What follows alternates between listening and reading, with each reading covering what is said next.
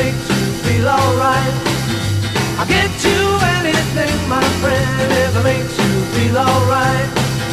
'Cause I don't care too much for money, but money can buy me love. I'll give you all I've got to give if you say you love me too. Okay, two beauties in the inventory. A 213 GSI1 on the left and a 238 ISI1 on the right. Both of these diamonds fall in the near colorless range.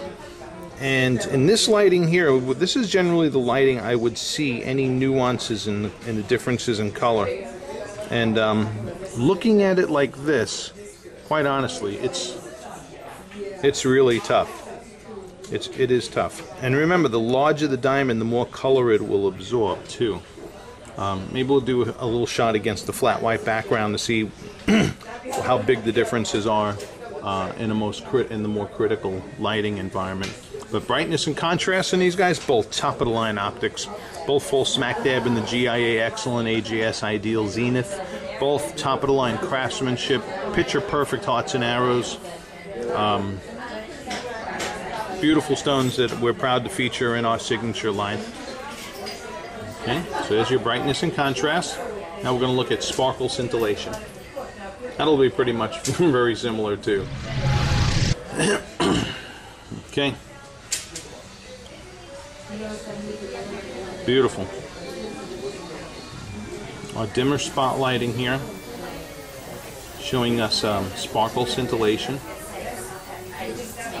Very nice. Pretty much similar to what you see in jewelry store lighting when you're looking at diamonds in the jewelry store.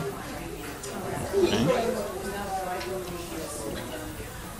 Depending upon how much money they invested in lighting, of course, because next we're going to look at it in stronger spotlighting, which is also kind of similar to jewelry store lighting, but we're going to turn up the volume a little bit. Yeah, look at this sparkle, very, very similar. Okay. And once again, the 213 GSI1 on the left and the 238 ISI1 on the right.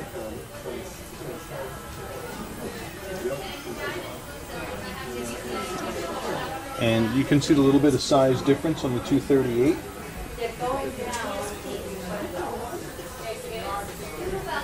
As opposed to the G. In this lighting, it is impossible to see any color difference between the two diamonds.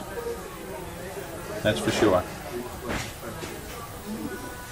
Okay, let's go in against a flat white background, see what color differences we can see. Alright, and this is showing the color between the two in the more critical flat white background. Okay, as I look at the diamonds and on the screen, we do have the white balance corrected. So it's pretty darn accurate to what you're seeing. Which should show you very much what we show in our video on the subject of diamond color. Here's when I take the two diamonds and turn them in the face up back, against the flat white background.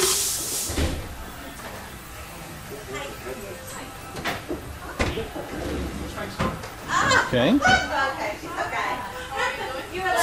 Now the difference that we see here is not, we see the difference, of course, easier against the flat white background.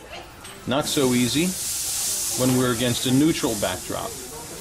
Okay, so just something to bear in mind, because right now we're looking at color a lot more critically than we would if we were looking at it in a ring, which is generally against the neutral backdrop of a woman's skin or in a setting. Alright, and there you go. Hope that's helped. Two beautiful stones. You can't go wrong either way here. But if you're more fickle, I would say if she's a very extremely color sensitive girl, maybe you want to go for the G. Otherwise, I would. My wife would probably go for the higher 238.